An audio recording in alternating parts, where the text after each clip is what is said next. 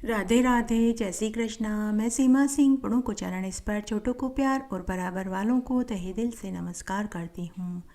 आज मैं आपको भादवा मास में सुनी जाने वाली सभी कहानियाँ एक साथ सुनाने जा रही हूँ। आइए अब हम भादवा मास में सुनी जाने वाली कहानियाँ सुनते हैं। सबसे पहले हम गणेश जी की कहानी सुनते हैं। एक बार एक गरीब किसान पति पत्नी थे। वे दोनों गणेश भगवान के परम भक्त थे।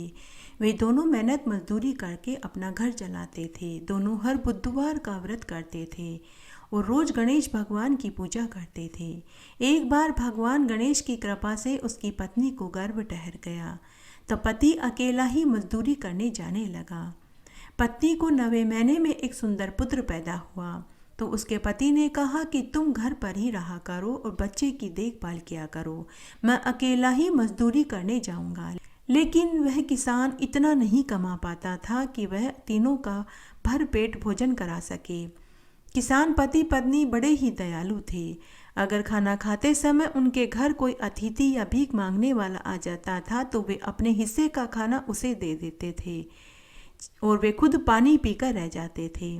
तब एक बार की बात है, बुधवार का दिन था। दोनों पति पत्नी का व्रत था। दोनों पति पत्नी शाम के समय व्रत खोलने के लिए बैठे। तभी उनकी झोपड़ी के बाहर एक साधु महाराज आए। उन्होंने घर का दरवाजा खटखटाया। दोनों पति पत्नी ने दरवाजा खोलकर देखा तो उन्हें एक साधु महाराज खड़े दिखाई दिए। साधु बोला कि हे वत्स, मैं बड़ी दूर से आया हूँ, बहुत भूख लगी है, क्या खाने को कुछ मिलेगा? किसान पति पत्नी ने अपने हिस्से की खिचड़ी साधु को खिला दी। साधु ने खिचड़ी खाई और कहा कि बहुत ही स्वादिष्ट खिचड़ी थी, आज से पहले मैंने ऐसी खिचड़ी पहले कभी नहीं खाई। किसान पति पत्नी साधु के सामने हाथ जोड़कर खड़े थे। साधु ने कहा कि हे वत्स, तुम अपनी खिचड़ी का कटोरा यहाँ लेकर आओ।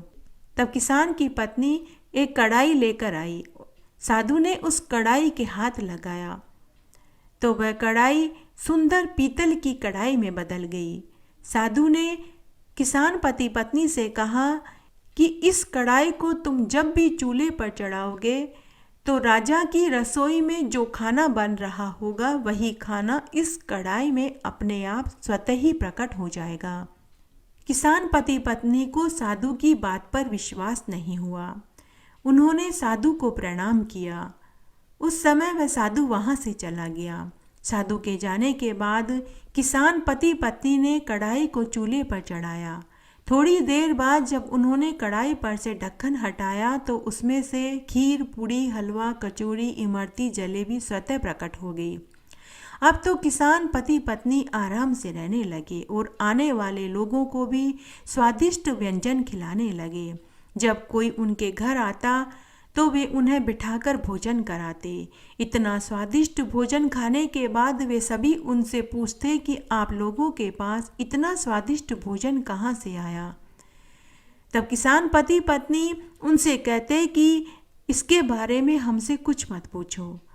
उधर राजा के रसोइया जब रसोई बनाता तो खाना कम हो जाता था। रसोइये ने सोचा कि पिछले कुछ दिनों से कुछ अजीब हो रहा है। जितना खाना मैं बनाता हूँ उतना खाना रहता नहीं है, कम हो जाता है। रसोइये ने यह बात राजा को और सभी मंत्रियों को बताई। राजा ने और मंत्रियों ने कहा कि कौन है ऐसा चोर जो राजा की रसोई में से खाना चुराता है। तब एक चौकीदार को रसोई के पास बैठा दिया गया, लेकिन न तो कोई रसोई में गया और न ही कोई रसोई से बाहर आया। फिर भी खाना गायब हो गया। इस बात की खबर पूरे गांव में आग की तरह फैल गई कि राजा की रसोई में से खाना अपने आप गायब हो रहा है। इस बात की खबर पूरे गांव में फैल गई तो गांव की चौपाल पर कानाफूसी होने लगी कि इस गांव का एक किसान पति पत्नी है जिनके घर पर राजा के जैसा खाना बनता है। कहीं किसान ही तो नहीं जो राजा के रसोई में से भोजन चुराने जाता है। तब गांव के कुछ चुगलखोर लोगों ने यह बात राजा से कह दी। राजा किसान को गिरफ्तार करके लाने का आदेश देने लगे। तभी राजा का एक समझदार मंत्री राजा से बोला कि हे महाराज, सुनी सुनाई बात पर कभी भी विश्वास नहीं करना चाहिए जब तक कि हम अपनी आंखों से न देख लें। हमें उसे सजा देने का हक तभी बनता है जब हम खुद अपनी आंखों से उसे चोरी करते हुए देखें। हे महाराज, यह न्याय संगत नहीं है। तब राजा और राजा के मंत्रियों ने एक योजना बनाई। सभी ने साधारण कपड़े पहने और किसान के घर जाने लगे। किसान के घर जाने से पहले राजा ने अपने रसोइये से पूछा कि आज तुम भोजन में क्या बनाने वाले हो।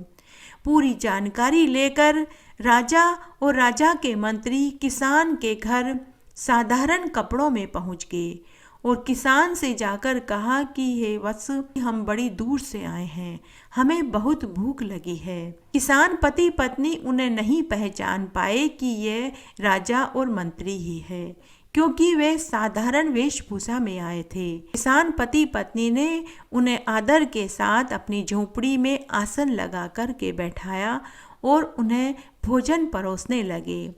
राजा को और मंत्रियों को बड़ा आश्चर्य हुआ।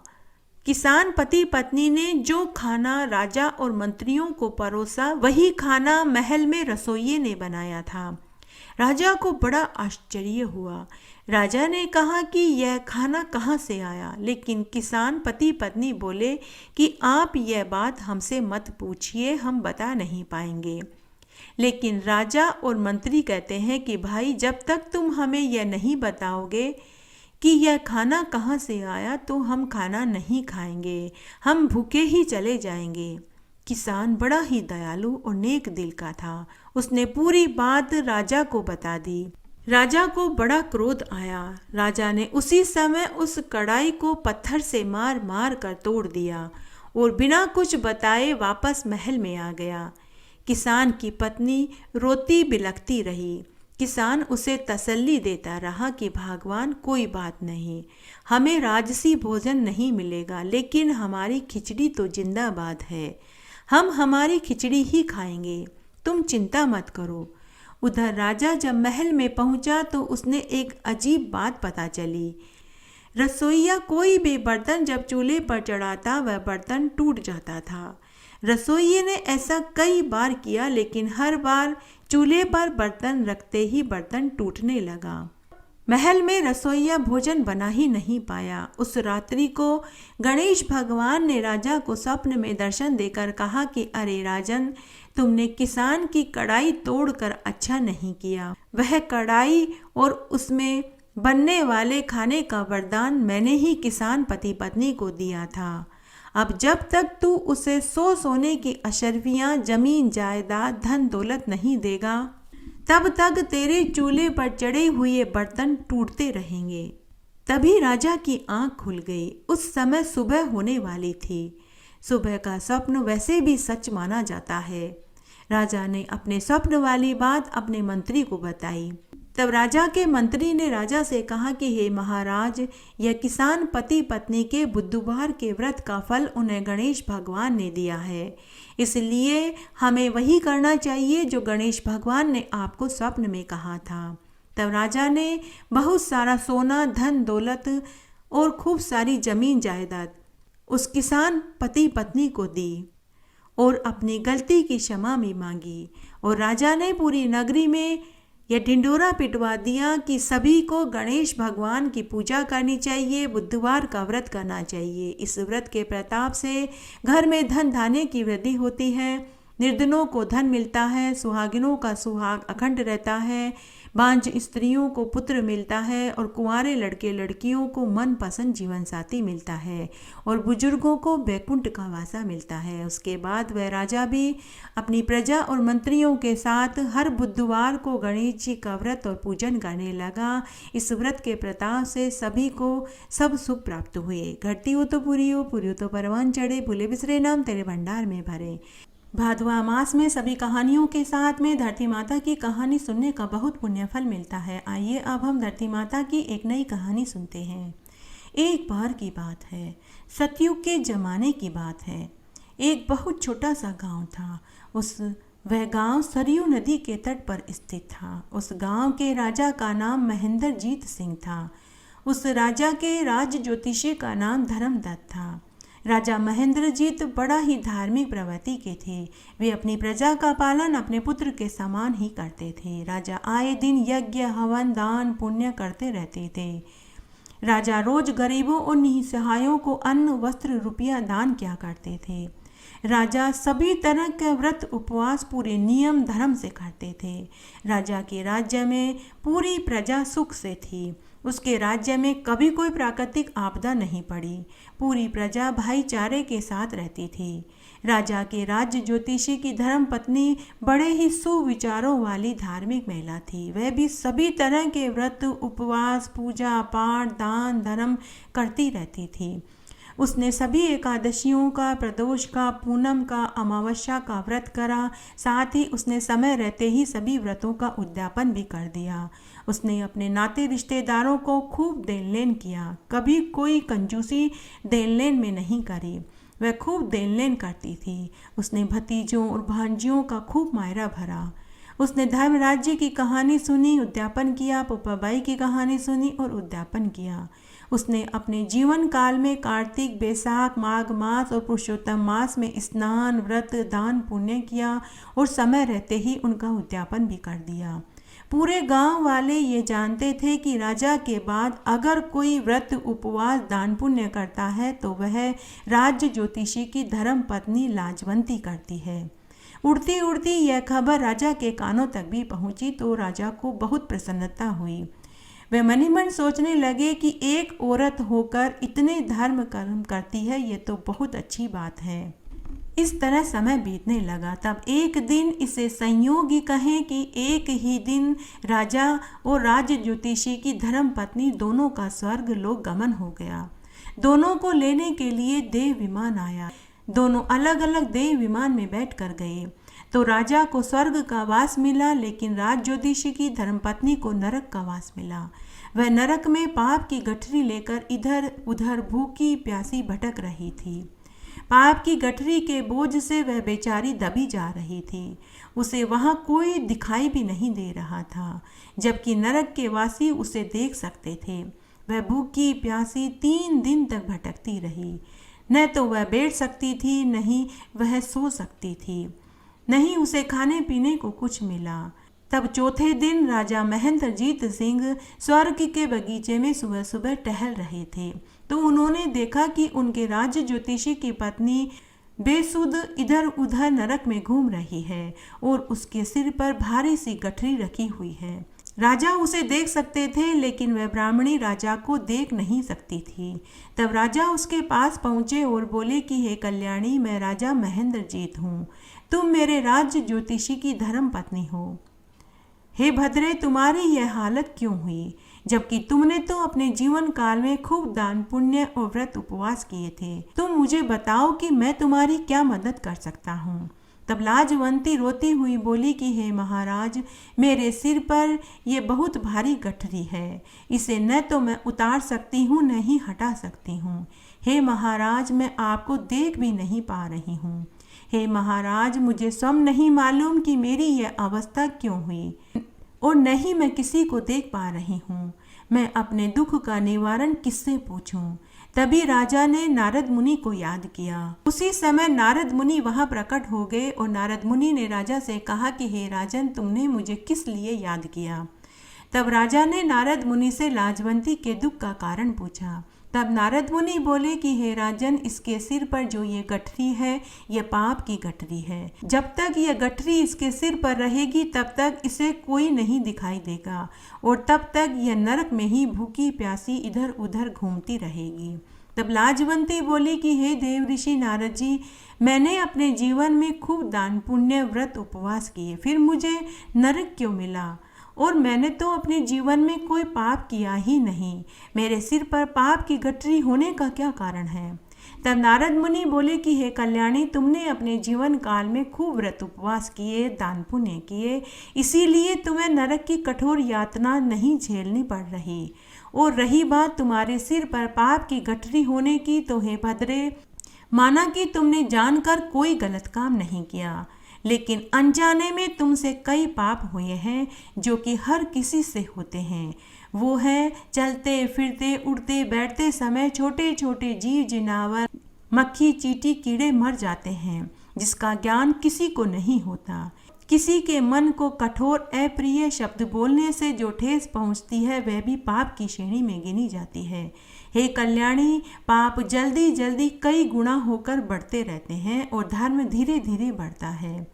तब लाजवंती बोली कि हे देवऋषि, ये राजा जी भी हमारे ही गांव के हैं। जो इन्होंने धर्म कर्म किया वही धर्म कर्म मैंने अपनी सामर्थ्य अनुसार किए, फिर इन्हें स्वर्ग और मुझे नरक क्यों मिला?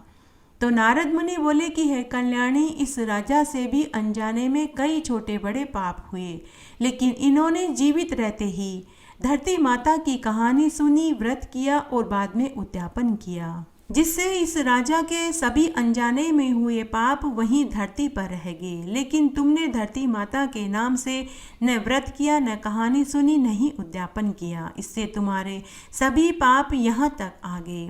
हे कल्याणी, जब तक तुम्हारे सिर पर पाप की गठरी रहेगी तुम किसी को यहाँ देख नहीं पाओगी। हे कल्याणी, तुम्हें तो स्वर्ग ही मिला था, लेकिन इस पाप की गठरी को लेकर तुम स्वर्ग में प्रवेश भी नहीं कर सकती। तब लाजवंती और राजा दोनों ने एक ही प्रश्न नारद मुनि से किया कि हे देवऋषि, अब इसका क्या निवारण है?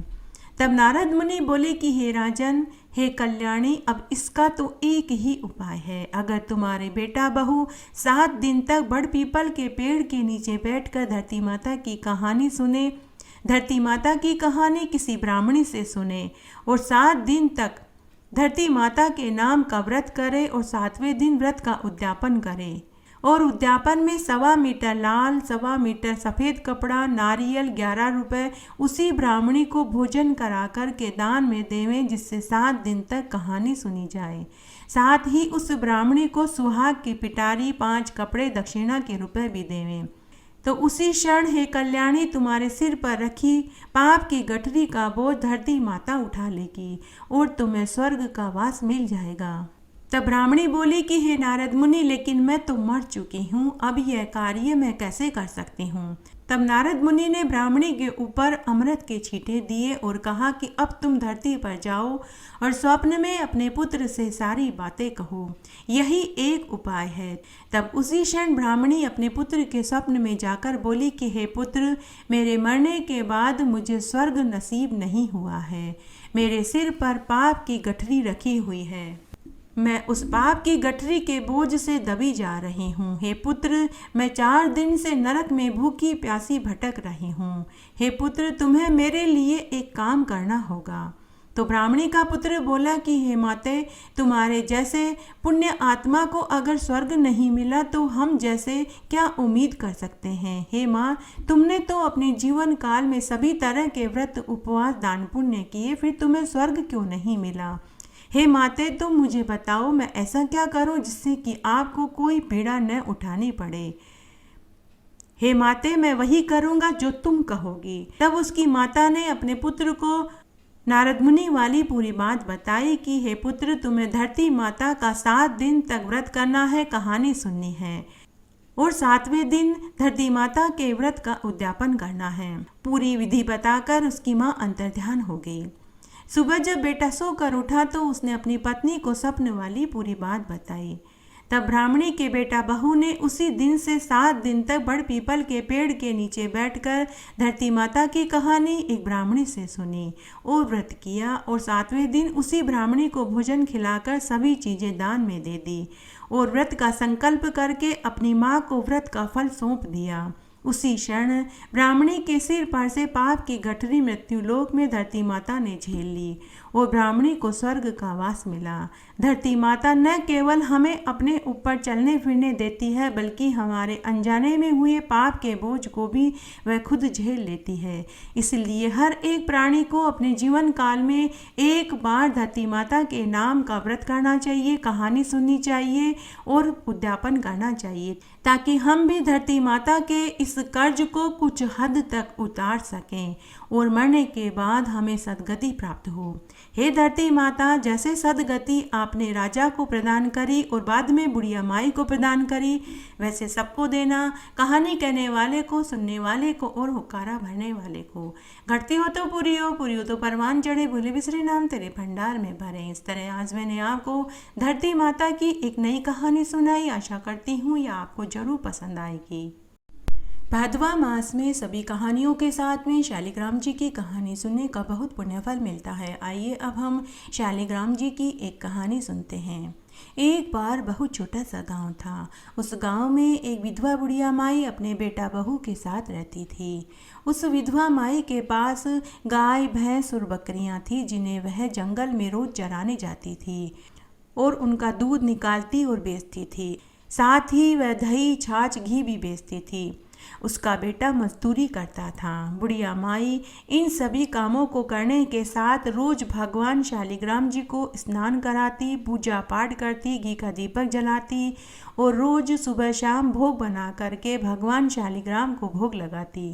और जब भी मक्खन बिलोती तो भगवान शालिग्राम को मक्खन का भोग लगाती। सुबह शाम की उसकी यही दिनचर्या थी। तब एक बार की बात है, बुढ़िया माई भादवा मास में 1 महीने के लिए 84 कोस की परिक्रमा के लिए गांव की मंडली के साथ जाने का मन बना रही थी। परंतु उसने सोचा कि बहू इतना सारा काम अकेले कैसे कर पाएगी। गाय, भैंसों, बकरियों का दूध निकालना होता है, बेचना होता है, दही, छाछ, घी बेचने जाना होता है और फिर मवेशियों को जंगल में चराने के लिए ले जाना पड़ता है। घर की रोटी, सब्जी, झाड़ू, बुहारी, कपड़े इत्यादि करना होता है। गाय भैंसों के बाड़े की सफाई करनी होती है, गोबर पोठे उठाने होते हैं, गोबर के कंडे बनाने पड़ते हैं। उसके अलावा रोज मेरे ठाकुर जी का स्नान कराना, पूजा पाठ करना, घी का दीपक जलाना, सुबह शाम भोग लगाना, ये सारे काम अकेले बहू कैसे कर पाएगी। बुढ़िया माई इस तरह सोच रही थी। वह चुपचाप अपने कमरे में बैठी हुई थी। शाम को रोज की तरह बुढ़िया माई को भोजन की थाली देने के लिए बेटा उसके कमरे में गया तो बुढ़िया माई उदास बैठी हुई थी। उसके चेहरे से साफ उदासी झलक रही थी। वह एकटक शालिग्राम जी की मूर्ति की तरफ देख रही थी। बेटे ने 3-4 बार अपनी माँ से कहा कि माँ भोजन खा लो, लेकिन बुढ़िया माई का ध्यान तो कहीं और ही था। आखिर में बेटे ने अपनी माँ के हाथ लगा करके कहा कि माँ तुम्हारा ध्यान किधर है, मैंने कितनी बार बोला कि भोजन खा लो। तभी अचानक माँ की तंद्रा टूटी तो वह बोली कि बेटा माफ़ करना, मेरा ध्यान तो कहीं और ही था। तो बेटे ने माँ से उदासी का कारण पूछा तो माँ ने पूरी बात बताई कि गांव के सभी लोग 84 कोस की परिक्रमा के लिए जा रहे हैं। मेरा भी बहुत मन है, लेकिन घर का, गाय भैंसों का, मेरे शालिग्राम जी का काम बहू अकेले कैसे कर पाएगी। तो बेटा बोला कि माँ ऐसा मौका बार बार नहीं मिलता, आप 84 कोस की परिक्रमा में जरूर जाइए, तुम्हारी बहू सारे काम कर लेगी, खुद तुम पूछ करके देख लो, वह तुम्हारे किसी भी काम के लिए मना नहीं करेगी। बेटे ने अपनी पत्नी को बुलाया और पूरी बात बताई तो बहू बड़ी ही नेक दिल की, दयालु, सीधी, सरल स्वभाव की थी। दुनियादारी की चालाकी उसे नहीं आती थी। उसने अपनी सासू माँ से कहा कि माँ जी आप जरूर तीर्थ यात्रा करने जाइए, मैं आपके पीछे से सभी काम कर लूँगी। तब बुढ़िया माई ने गाय भैंसों का पूरा काम समझाया।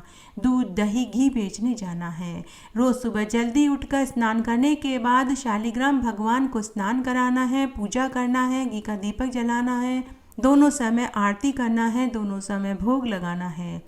बहू ने सारा काम सासू माँ से जान लिया तो सासू निश्चित होकर 1 महीने के लिए 84 कोस की परिक्रमा के लिए चली गई। दूसरे दिन बहू जल्दी उठी, स्नान आदि करने के बाद शालिग्राम भगवान को स्नान कराया, कपड़े पहनाए, पूजा करी, घी का दीपक जलाया, अगरबत्ती जलाई, आरती करी और भोग में हलवा, पूड़ी, सब्जी और पानी का लोटा एक थाली में रख कर बोली कि हे शालिग्राम भगवान जी, आप पूरा भोजन खत्म कर लेना और पानी पी लेना, बाद में आकर मैं झूठे बर्तन ले जाऊंगी। अब मुझे घर के और भी बहुत सारे काम करने हैं। ऐसा कहकर बहू गाय भैंसों व बकरियों का दूध निकालकर बेचने चली गई। वापस घर आई तो उसने देखा कि भोजन की थाली ज्यों की त्यों रखी हुई थी। उसने सोचा कि शायद मेरी पूजा में कोई कमी रह गई होगी, इसीलिए शालिग्राम भगवान जी ने भोजन नहीं किया। उसने वापस आंखें बंद करी और स्तुति करने लगी कि हे ठाकुर जी, अगर मेरी पूजा में कोई त्रुटि हो गई है तो आप मुझे माफ़ कर दीजिए, आप भोजन कर लीजिए। उसने सोचा कि शायद मैंने पर्दा नहीं लगाया, इसीलिए भगवान ने भोजन नहीं किया। तो उसने पर्दा लगा दिया और बोली कि हे शालिग्राम भगवान जी, अब आप भोजन कर लीजिए, आपको कोई नहीं देखेगा, मैं थोड़ी देर में फिर आऊँगी। उसने घर का सारा काम निपटाया और फिर से देखने के लिए आई। उसने पर्दा हटाया तो भोजन की थाली फिर से ज्यों की त्यों रखी हुई थी। तो वह बड़ी उदास हो गई और शालिग्राम भगवान से बोली कि हे शालिग्राम भगवान, अगर आप भोजन नहीं करेंगे तो मैं भी भोजन नहीं खाऊंगी, क्योंकि मेरी सास तो 1 महीने के बाद ही घर आएगी। अगर आप 1 महीने तक भोजन नहीं खाएंगे तो आप दुबले पतले हो जाएंगे और मेरी सास मुझसे गुस्सा करेगी। अगर आप नहीं खाएंगे तो मैं भी 1 महीने तक भोजन नहीं खाऊंगी। तो बैकुंठ में बैठे ठाकुर जी सोचने लगे कि बुढ़िया की बहू तो बड़े ही सीधे मन की है।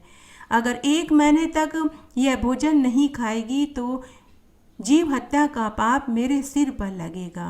तो शालिग्राम भगवान ने बाल रूप बनाया, छोटे छोटे पाँव, छोटे छोटे हाथ, पीले रंग के धोती कुर्ते, हाथ और पाँव में चांदी के कड़ूले, सिर पर सोने का मुकुट, पीताम्बर पहने हुए और हाथ में छोटी सी लकड़ी लेकर वहां प्रकट हो गए और आकर उन्होंने पूरा भोजन खा लिया।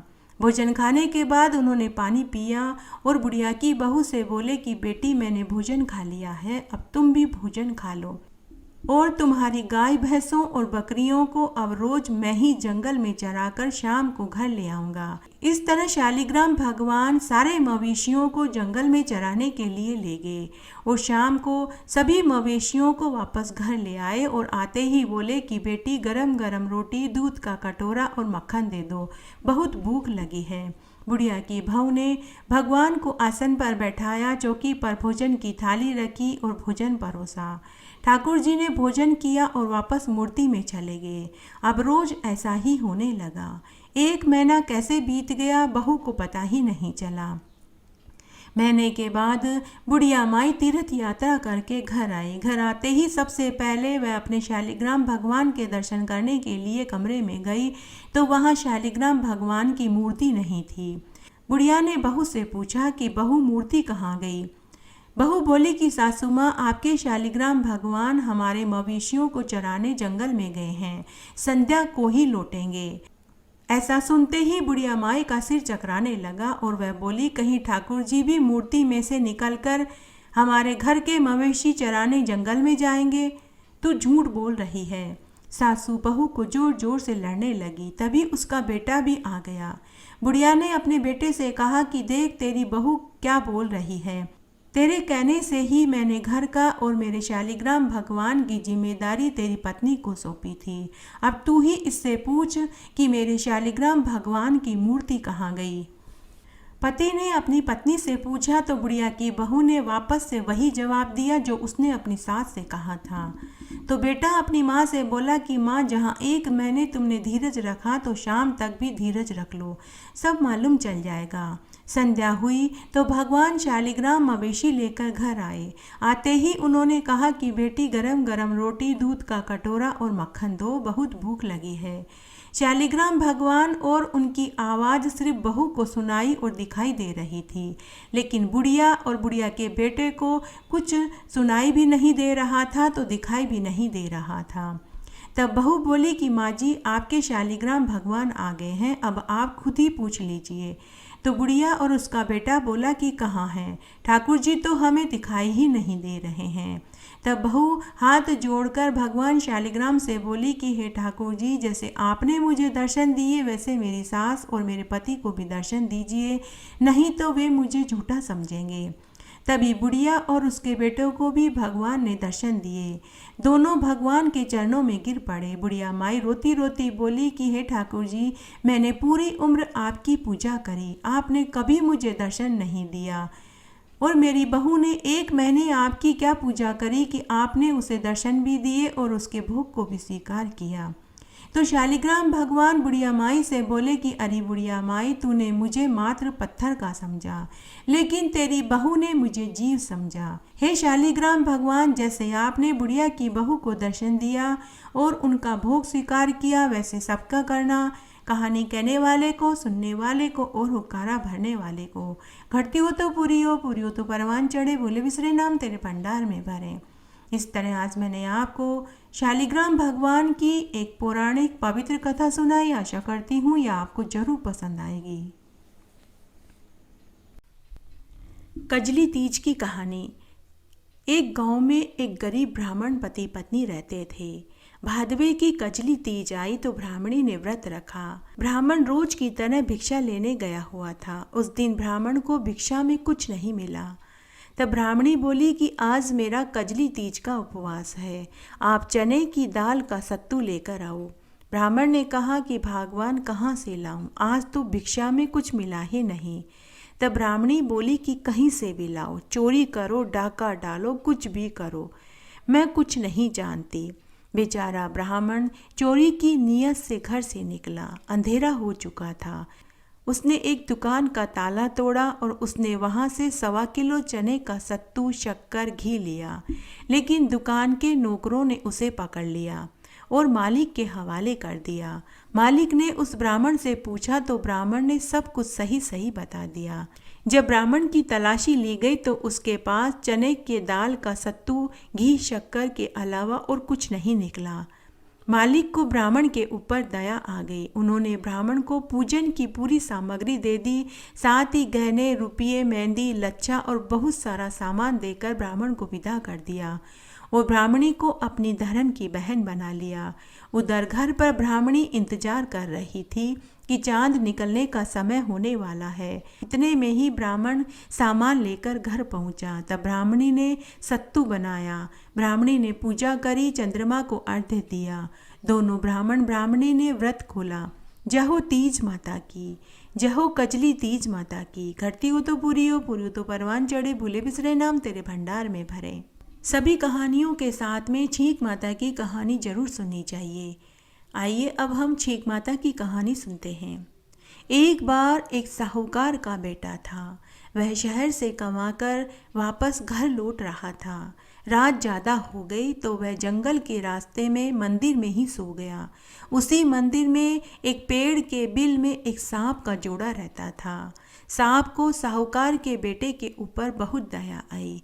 वह पूरी रात उसकी रखवाली करता रहा। सुबह जब साहूकार का बेटा सोकर उठा तो उसने देखा कि एक सर्प उसकी रक्षा कर रहा है। तो साहूकार के बेटे ने उसी सांप को वहीं ग्वाले से दूर लेकर पिला दिया।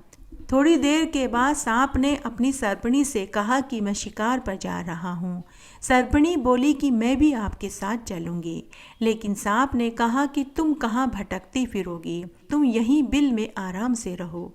सर्पणी बोली, अच्छा, अगर आप जाना चाहते हैं तो चले जाइए, लेकिन आप लक्ष्मण रेखा खींच कर जाइए, क्योंकि इस जंगल में बहुत सारे छोटे मोटे सांप, गोयरे, मगरमच्छ मेरे साथ हंसी मजाक करते हैं तो मुझे पसंद नहीं आता।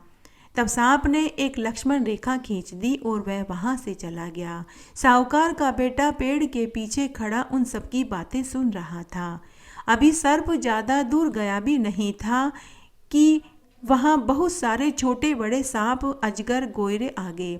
सर्पणी खुद लक्ष्मण रेखा से बाहर आ गई और उनके साथ हंसी ठिठोली करने लगी। साहूकार के बेटे को यह बात पसंद नहीं आई तो उसने सोचा कि अभी अभी तो यह सर्पणी सांप से कह रही थी कि मुझे हंसी मजाक करना पसंद नहीं, और अब यह खुद ही इन छोटे मोटे सांप, गोयरों, मगरमच्छ से हंसी ठिठोली कर रही है। तो उसने 7 छोटे छोटे पत्थर उठाए और सर्पणी को दे मारा और घर चला आया। इस तरह साहूकार का बेटा अपने घर आ गया। उधर शाम को सांप के वापस बिल में आते ही सर्पणी क्रोधित होकर कोप भवन में बैठी दिखाई दी। सांप ने सर्पणी से पूछा कि आज तुम इतना क्रोध में क्यों बैठी हो। तब सर्पणी ने सांप से कहा कि आपने तो उस साहूकार के बेटे की पूरी रात रक्षा करी। सुबह वह साहूकार का बेटा बिना बात ही मुझे पत्थरों से मार कर चला गया। अब अगर जब तक आप उस साहूकार के बेटे को डसेंगे नहीं तब तक मैं अन्न जल ग्रहण नहीं करूंगी। इसलिए आप उस साहूकार के बेटे को डस कर आइए। सांप ने सर्पणी को वचन दिया कि मैं उस साहूकार के बेटे को डस कर आता हूँ। उधर घर पर संध्या के समय साहूकार का बेटा पूजा आदि करने के बाद भोजन करने के लिए बैठा। माँ पास में बैठकर पंखा झल रही थी और उसकी पत्नी ने भोजन का थाल परोसा। सांप वहाँ आया और परिंदे में कुंडली मार कर बैठ गया। उसने देखा कि साहूकार का बेटा भोजन कर रहा है। सर्प ने मन ही मन सोचा कि इसको भोजन कर लेने देता हूँ, उसके बाद इसे डसूंगा। जब बहू भोजन परोसने लगी तो बहू को छींक आ गई। माँ ने बहू को खाना परोसने से मना कर दिया। दूसरी बार जब बहू ने पानी का गिलास रखा तो उसे फिर से छींक आ गई। माँ ने फिर से पानी का गिलास रखने से मना कर दिया। तीसरी बार बहू फिर से उठी तो उसे फिर से छींक आ गई। माँ ने फिर से उसे मना कर दिया। साहूकार का बेटा अपनी माँ से बोला कि माँ, मुझे तुम औरतों की बातें समझ में नहीं आती। आज सुबह मैंने सांप व सर्पणी की बात सुनी। सर्पणी सांप से बोल रही थी कि मुझे हंसी मजाक करने वाले सर्प, गोयरे, सांप, बिच्छू, मगरमच्छ पसंद नहीं है, इसलिए आप लक्ष्मण रेखा खींच कर जाइए। बेचारा सांप तो लक्ष्मण रेखा खींच कर चला गया और सांप के जाने के बाद खुद सर्पणी लक्ष्मण रेखा पार करके सांप, बिच्छू, गोयरे, मगरमच्छ, बिच्छू से हंसी ठिठोली कर रही थी। मुझे ये दो मुंही बात बिल्कुल पसंद नहीं आती, इसलिए मैंने 7 पत्थर उस सर्पणी को दे मारा और घर चला आया। और अब घर पर ये छींक वाली बात मुझे समझ में नहीं आई। ये सारी बातें परिंदे में बैठा सर्प सुन रहा था। तभी सांप अपने असली रूप में प्रकट हुआ और उसने साहूकार के बेटे से कहा कि मैं तुमसे प्रसन्न हूँ, तुम 3 वर मांग लो। साहूकार के पुत्र, उसकी माँ और बहू सभी ने सर्प देवता के दर्शन किए और सर्प देवता को प्रणाम किया। सर्प देवता ने उनको धन, पुत्र, दौलत, यश सब कुछ दिया और तथास्तु कहकर अंतर्ध्यान हो गया। सांप वापस सर्पणी के पास आया और उसका नाक काट लिया। इस प्रकार उन लोगों ने छींक का नियम रखा तो साहूकार के बेटे की जान बच गई। इसलिए अगर छींक आ जाए तो थोड़ी देर के लिए शुभ काम को टाल देना चाहिए, छींक का नियम रखना चाहिए। इस तरह आज मैंने आपको छींक माता की कहानी सुनाई। भादवा मास में सभी कहानियों के साथ में शुक्र देवता की कहानी भी सुननी चाहिए। आइए अब हम शुक्र देवता की कहानी सुनते हैं। एक बार बहुत छोटा सा गांव था। उस गांव में एक गुजरी अपने बेटा बहू के साथ रहती थी। गुजरी रोज शुक्र देवता की पूजा किया करती थी। रोज सुबह ब्रह्म मुहूर्त में उठती, स्नान आदि से निवृत्त होकर शुक्र भगवान को स्नान कराती, पूजा तिलक करती, भोग बनाकर भोग चढ़ाती, उसके बाद ही वह भोजन करती थी। उस गुजरी के पास कई गाय भैंसें थी। वह रोज दूध निकालती और बेचने जाती थी। बचे हुए दूध को जमा देती थी और घी निकालती, बिना मिलावट का दूध, घी, दही, छाछ बेचती थी। शुक्रदेव भगवान बुढ़िया से बहुत प्रसन्न थे। घर में किसी चीज की कोई कमी नहीं थी। एक बार की बात है, गांव के भक्त लोग 4 धाम की यात्रा पर जा रहे थे। गांव वाले गुजरी पर आंख बंद करके विश्वास करते थे क्योंकि उसका दूध, दही, घी हाथों हाथ बिक जाता था। गुजरी भी 4 धाम की यात्रा का मन बना रही थी। तो गुजरी ने अपने बेटा बहू से कहा कि मैं भी 4 धाम की यात्रा पर जाना चाहती हूँ। बेटा बहू ने अपनी माँ से कहा कि जरूर जाओ। गुजरी ने अपनी बहू को घर का पूरा काम समझाया और साथ ही कहा कि रोज शुक्र देवता को स्नान कराना, पूजा करना और घर में जो भी भोजन बने सबसे पहले शुक्र देवता को चढ़ाना, उसके बाद ही भोजन को झूठा करना और गाय भैंसों को समय पर चारा पानी देना, दूध निकालना, बचे हुए दूध को जमा देना और घी, दूध, दही बिना पानी के बेचना। बहू ने कहा कि माताजी आप बेफिक्र होकर जाइए, मैं सब काम कर लूँगी। तब सास 4 धाम की यात्रा पर चली गई। सास के जाने के बाद बहू मनमर्जी करती थी। देर से उठती थी और शुक्रदेव भगवान को दिन चढ़ने के बाद 12 बजे ही स्नान कराती। गाय भैंसों को समय पर चारा पानी नहीं देती थी। साथ ही दूध में पानी मिलाकर, घी में तेल मिलाकर, छाछ में पानी मिलाकर बेचने लगी। जब एक दिन वह दूध, दही, छाछ, घी में मिलावट कर रही थी तो तस्वीर में से शुक्र देवता बहू को देखकर हंस रहे थे। तभी बहू की नज़र शुक्र देवता की तस्वीर पर पड़ी। बहू ने कहा कि हे भगवान, आप क्यों हंस रहे हैं? तब शुक्रदेव भगवान ने कहा कि तुम दूध में पानी, घी में तेल मिलाती हो, छाछ में पानी मिलाती हो और मैं हंसूं भी नहीं। मैं तुम्हारी शिकायत तुम्हारी सास से करूँगा और तुम मुझे भी समय पर न स्नान कराती हो, नहीं तुम समय पर मुझे भोग लगाती हो। बहू बोली कि मैं ऐसा नहीं करूँगी तो मेरे पास रुपए कहाँ से आएंगे? मेरी सास तो मुझे रुपए पैसा देती ही नहीं। और भगवान, आप ये दांत निकालना बंद करो, नहीं तो मैं आपको अलमारी में बंद कर दूंगी और भोजन भी नहीं दूंगी। उसी समय बहू ने शुक्र भगवान की तस्वीर को अंदर अलमारी में बंद कर दिया। उसके बाद शुक्र भगवान को न स्नान करवाती, न ही भोजन आदि देती थी। इधर समय पर गाय भैंसों को चारा पानी न देने से गाय भैंसों ने भी दूध देना बंद कर दिया। घर में जो रुपए, पैसे और जेवर थे चोर चुरा कर के ले गए। घर की माली हालत खराब हो गई। इस तरह पूरा 1 महीना निकल गया। उधर सास को तीर्थ यात्रा में पता ही नहीं चला कि कब 1 महीना पूरा हो गया। जब सास तीर्थ यात्रा करके घर की ओर आ रही थी तो गांव वालों ने उसे उसकी घर की सारी बातें बता दी। साथ ही यह भी बताया कि आपकी बहू दूध में पानी मिलाकर, घी में तेल मिलाकर और छाछ में पानी मिलाकर बेचती थी। सास ने सबसे अपनी बहू की गलती की माफ़ी मांगी। वह घर आई। सास ने घर की हालत देखी तो उसे बहुत दुख हुआ। सास ने बहू से सारी बातें पूछी। बहू सारी बातें बताती गई और रोती गई। बहू ने सास से माफ़ी मांगी। तब सास ने सबसे पहले अलमारी में से अपने शुक्रदेव भगवान को निकाला, स्नान कराया, धूप दीप अगरबत्ती करी और भोग बना कर के भोग लगाया और शुक्रदेव भगवान से अपनी बहू की गलती की क्षमा मांगी। थोड़ी देर के बाद उसका बेटा भी घर आ गया। बेटे ने आते ही अपनी माँ से कहा कि माँ, तुम तीर्थ यात्रा पर क्या चली गई? घर की तो हालत ही खराब हो गई। तब माँ ने अपने बेटे से कहा कि बेटा, तेरी बहू ने शुक्रदेव भगवान को अलमारी में बंद कर दिया। तेरी पत्नी ने शुक्रदेव भगवान की पूजा नहीं करी, यह उसी की सजा मिली है। लेकिन अब तुम्हारी पत्नी को भी समझ में आ गया है कि शुक्रदेव भगवान का पूजन करने से घर में सुख समृद्धि बढ़ती है। उस दिन के बाद सास के साथ बेटा बहू ने भी शुक्रदेव भगवान का पूजन किया और हर शुक्रवार का वे व्रत करने लगे। उनके आशीर्वाद से उनके घर में सुख समृद्धि बढ़ने लगी। देखते ही देखते घर में अन्न धन के भंडार भर गए और बहू को भी 2 सुंदर पुत्र पैदा हुए।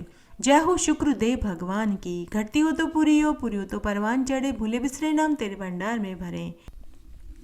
विष्णु भगवान की कहानी। एक बार बड़ा ही प्रतापी, दयालु, धार्मिक प्रवृत्ति का राजा था। उनके राज्य में सारी प्रजा सुखी थी।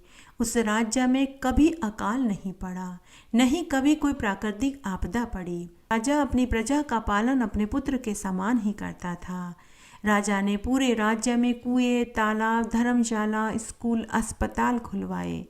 राजा हमेशा गरीबों की मदद करता रहता था। उन्हें अनाज, कपड़े, वस्त्र, रुपया दान करता रहता था। राजा ने अपने राज्य में सभी तरह के यज्ञ हवन करे। ब्राह्मणों और पंडितों की हमेशा मदद करता रहता था। प्रजा के हर सुख दुख में राजा भागीदार होता था। प्रजा भी अपने राजा को बहुत पसंद करती थी। राजा विष्णु भगवान का परम भक्त था। राजा ने गांव में विष्णु भगवान का एक बहुत सुंदर मंदिर बनवाया। तब एक बार की बात है, राजा ने एक रात्रि में विष्णु भगवान के दर्शन किए।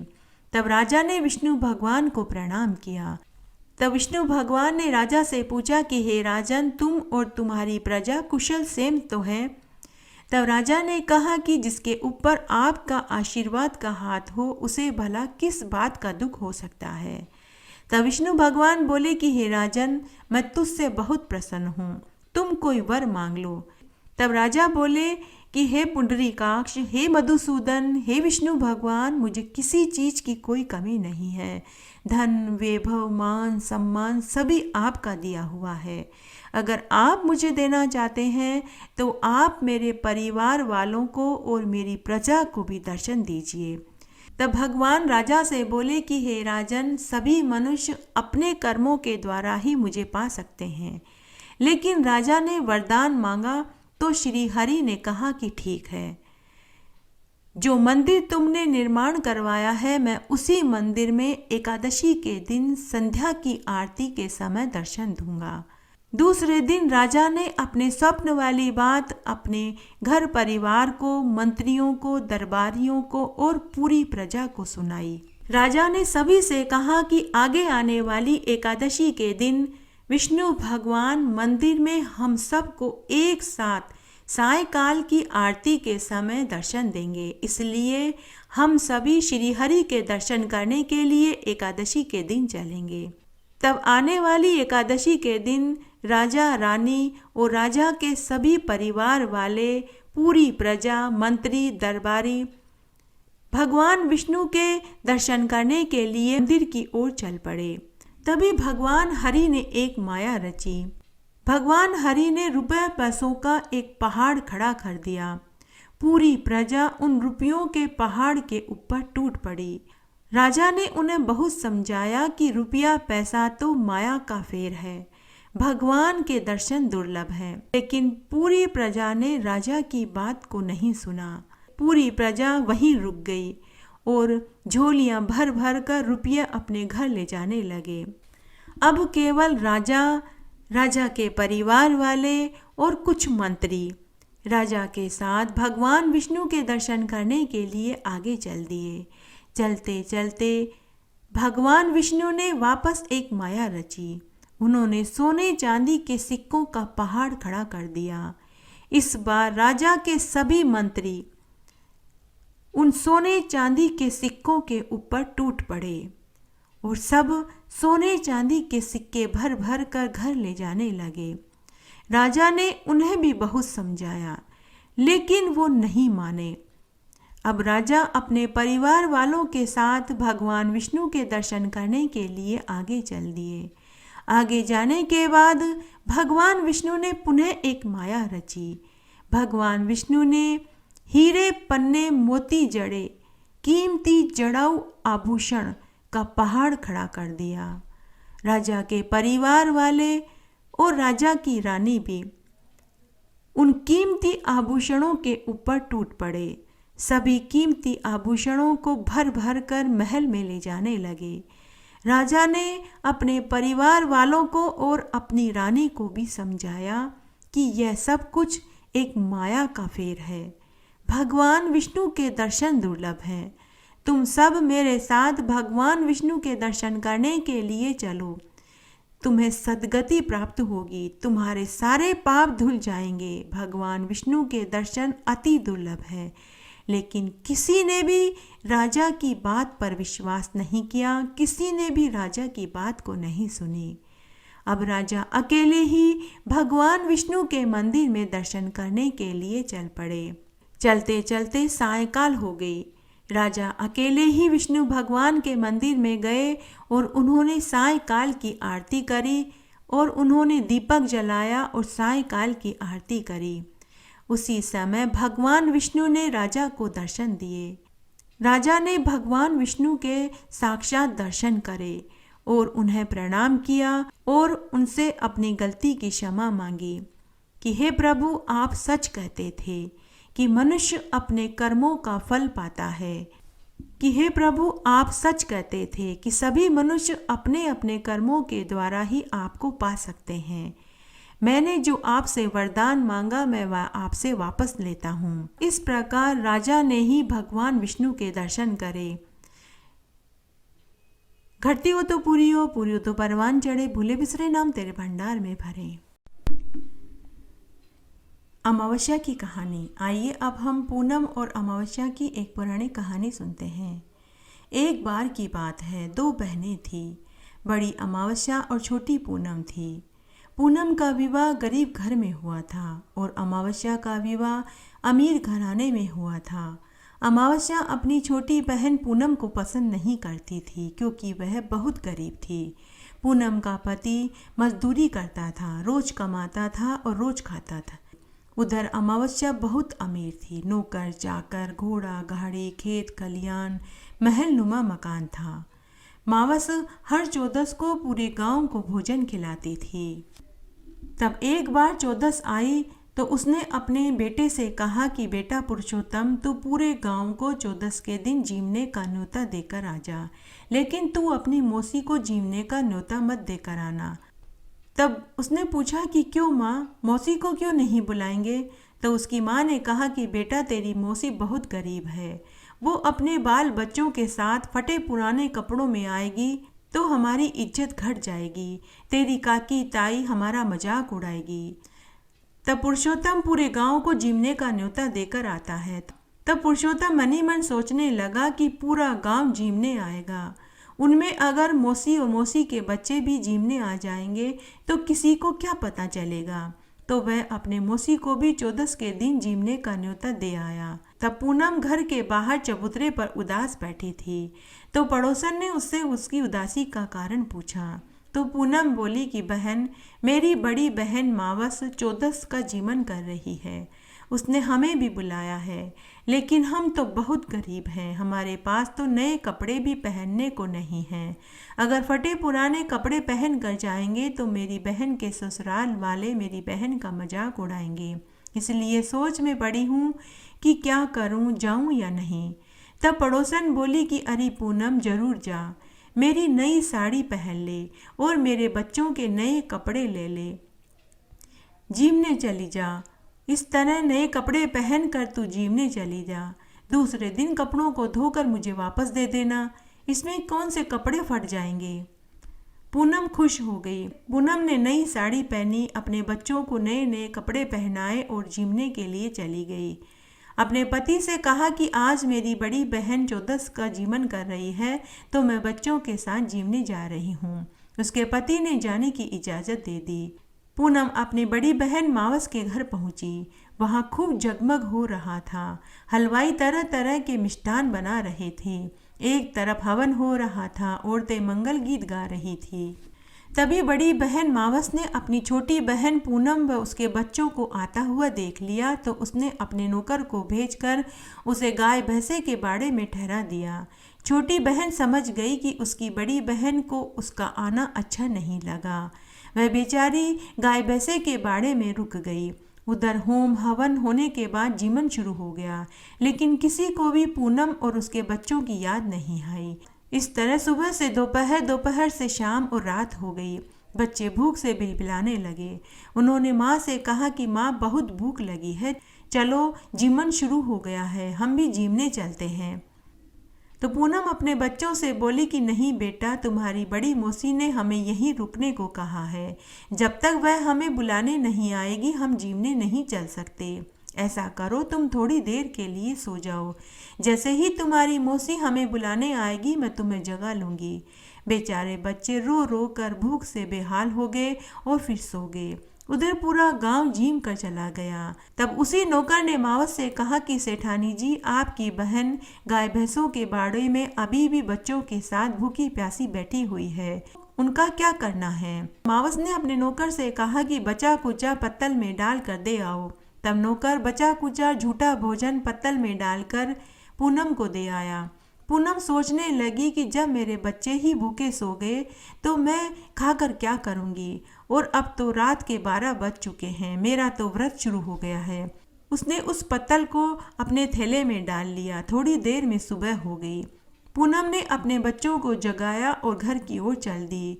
रात भर के भूखे बच्चे उठते ही खाना मांगने लगे तो पूनम बोली कि बच्चों, भोजन ठंडा हो गया है, घर चलकर मैं तुम्हें गर्म भोजन बना कर के खिलाऊंगी। इस तरह पूरे रास्ते बच्चे रोते रहे। बैकुंठ में भगवान श्री कृष्ण यह सब कुछ देख रहे थे। भगवान श्री कृष्ण को पूनम के ऊपर दया आ गई तो वे बूढ़े ब्राह्मण का रूप धर के उसके पास प्रकट हो गए और बोले कि पुत्री, तुम्हारे बच्चे क्यों रो रहे हैं। तो पूनम ने उन्हें पूरी बात बताई। तो कृष्ण भगवान जो बूढ़े ब्राह्मण के वेश में थे वे बोले कि पुत्री, तेरे थैले में ठंडा भोजन नहीं, 7 तरह के गरम पकवान हैं, तू अपने बच्चों को भोजन खिला दे। पूनम बोली कि हे ब्राह्मण देव, यह भोजन ठंडा ही नहीं बल्कि झूठा भी है। तो वृद्ध ब्राह्मण भेष में कृष्ण भगवान बोले कि पुत्री, एक बार थैले को खोल कर तो देख। जैसे ही पूनम ने थैला खोल करके देखा तो उसमें स्वादिष्ट गरम गरम पकवान निकले। उसने अपने बच्चों को बिठाकर भर पेट भोजन खिलाया। तभी पूनम समझ गई कि यह वृद्ध ब्राह्मण और कोई नहीं, स्वयं कृष्ण भगवान हैं, क्योंकि मैंने खुद अपने हाथ से पत्तल थैले में रखी थी। तो ठंडा और झूठा भोजन गरम स्वादिष्ट पकवान में कैसे बदल सकता है। पूनम वृद्ध ब्राह्मण के चरण पकड़ लेती है और बोलती है कि हे ब्राह्मण देव, आप अपना असली रूप मुझे दिखाइए, आप तो साक्षात भगवान श्री कृष्ण हैं। तब उसी समय भगवान श्री कृष्ण, जो बूढ़े ब्राह्मण के वेश में थे, उन्होंने पूनम को साक्षात दर्शन दिए और कहा कि पुत्री, मैं तेरा धर्म का भाई हूँ। तब कृष्ण भगवान ने कहा कि पुत्री, अब की बार जब चौदस आए तो तू भी पूरे गांव को जीमने का न्योता देना, साथ ही अपनी बड़ी बहन मावस को भी बुलाना। तब पूनम बोली कि हे भगवान, मेरे घर में खुद के खाने के लाले हैं, मेरा पति रोज कमाता है, तब हम रोज खा पाते हैं। अगर एक दिन भी मैं न कमाए तो हमें भूखा रहना पड़े, मैं पूरे गांव को कहाँ से जिमाऊंगी। तब भगवान बोले कि मैंने तुझे बहन बोला है, मैं तेरा धर्म का भाई हूँ, सारी व्यवस्था हो जाएगी, जैसा मैं कहता हूँ तू वैसा ही कर। तब पूनम घर आई और उसने अपने पति को पूरी बात बताई। उसका पति भी यही बोला कि अरे बावली हुई है, हमारे खाने को अन्न नहीं है, हम पूरे गांव को कहाँ से खिलाएंगे। तब पूनम ने भगवान वाली पूरी बात अपने पति को बताई। इस तरह जब अगली चौदस आई तो पूनम का पति पूरे गांव भर में जीमने का न्योता दे आया, साथ ही अपनी बड़ी साली को भी जीमने का न्योता दे आया। मावस मनी मन सोचने लगी कि पूनम के पास इतना धन कहाँ से आया जो ये पूरे गांव भर को जिमा रही है। इनके तो खुद के खाने का टोटा है, ये कहाँ से पूरे गांव को जिमाएगी। हो न हो यह पूनम जब अपने बच्चों के साथ मेरे गाय भैंसों के बाड़े में ठहरी थी तो यह मेरा धन खोद कर ले गई, मुझे जाकर देखना चाहिए। जब चौदस आई तो पूनम ने वैसा ही किया जैसा भगवान ने कहा था। वह सुबह जल्दी उठी, नहाई धोई और रसोई के आंगन को गाय के गोबर से लीप दी, घी का दीपक जलाकर रख दिया। थोड़ी ही देर में वहाँ अन्न धन के भंडार भर गए, नौकर चाकर हो गए, हलवाई तरह तरह के पकवान बनाने लगे। थोड़ी ही देर में गांव की महिलाएं आ गई तो वे मंगल गीत गाने लगी, ढोल नगाड़े बजने लगे। तभी भगवान श्री कृष्ण राधा, रुक्मण और सत्यभामा को लेकर अपनी बहन को कपड़े उड़ाने के लिए आ गए। पूरा गांव देख कर चकित रह गया। उधर मावस भी एक फटी पुरानी मेली कुचेली साड़ी अपनी छोटी बहन को उड़ाने के लिए लेकर आई। अपनी छोटी बहन के घर जब पहुंची तो वहां का भव्य आलीशान आयोजन देखकर मावस चकित रह गई। तभी उसकी नज़र भगवान श्री कृष्ण, राधा, रुक्मण और सत्यभामा पर पड़ी तो वह पूरा माजरा समझ गई। भगवान श्री कृष्ण पूनम को सोने चांदी हीरे मोती की चुंदड़ी उड़ा रहे थे। वहाँ सोने के गहनों की बारिश हो रही थी। उधर सोने की मोहरें भगवान श्री कृष्ण लुटा रहे थे। पूरा गांव सोने की मोहरें लूट रहा था। तब गांव की औरतें मावस से बोली कि अरे तुम तो पूनम की बड़ी बहन हो, तुम भी तो पूनम को कपड़े उड़ाओ। तब मावस आंखें बंद करके भगवान श्री कृष्ण से मिन्नत करने लगी और मनी मन बोलने लगी कि हे भगवान, मुझे माफ़ कर दीजिए, मैं अपनी छोटी बहन को उड़ाने के लिए फटी पुरानी मेरी कुचेली साड़ी लाई हूँ। हे मुरलीधर, हे बांके बिहारी, मुझे माफ़ कर दीजिए, मुझे धन का घमंड आ गया था, मैंने अपनी छोटी बहन का अपमान किया। आज आप मेरी लाज रखिए, मैं बहन को उड़ाने के लिए फटी पुरानी साड़ी लाई हूँ, कृपया लाज रख लो। फिर मावस ने थैले में से साड़ी निकाली तो वह सुंदर जरी की साड़ी में बदल गई। तब मावस ने पूनम को जरी की साड़ी उड़ाई। तब भगवान श्री कृष्ण ने मावस से कहा कि तुमने अपनी छोटी बहन की गरीबी का अपमान किया, इसलिए आज से तुम छोटी हो और पूनम बड़ी कहलाएगी और तुम्हारी मावस को पितरों के लिए अर्पित करता हूँ। परंतु पूनम हर पूर्णिमा को उजास ही रहेगी और जो कोई भी पितरों के निमित्त पितृ अमावस्या मनाएगा, भोग लगाएगा, तो उन्हें पितरों का आशीर्वाद भी मिलेगा। भगवान ने उस दिन अमावस्या को पितरों के निमित्त दे दिया और पूनम को उत्तम और श्रेष्ठ बना दिया।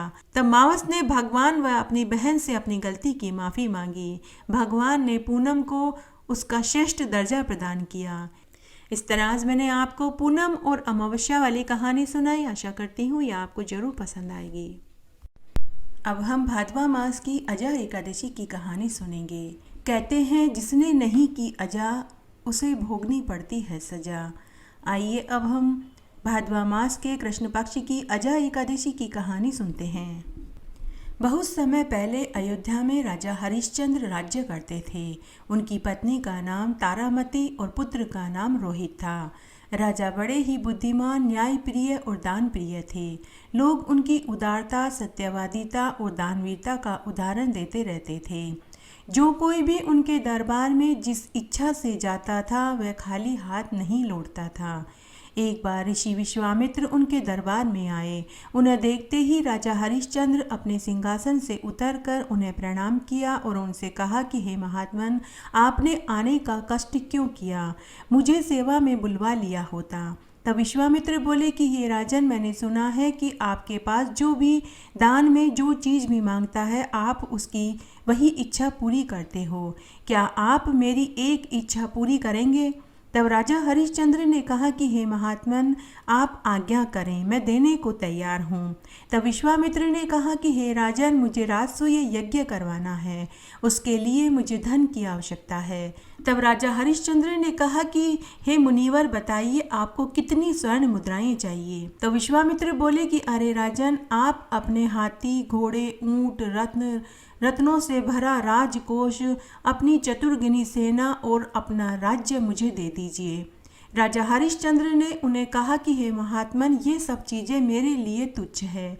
मेरे लिए तो जगत में उपयोगी एक ही चीज़ है और वो है यश। धन पाकर यश नहीं कमाया जा सकता। यश के कारण इस लोक में ही नहीं परलोक में भी अलौकिक सुख मिलता है। मैं आपको ये सभी चीज़ें इसी वक्त दान में देता हूँ। इस पर भी विश्वामित्र संतुष्ट नहीं हुए। उन्होंने कहा कि अरे राजन, दान देने के बाद दक्षिणा भी दी जाती है, बिना दक्षिणा के दान सफल नहीं माना जाता। तब राजा हरिश्चंद्र ने कहा कि हे महात्मन, आपको कितनी दक्षिणा चाहिए?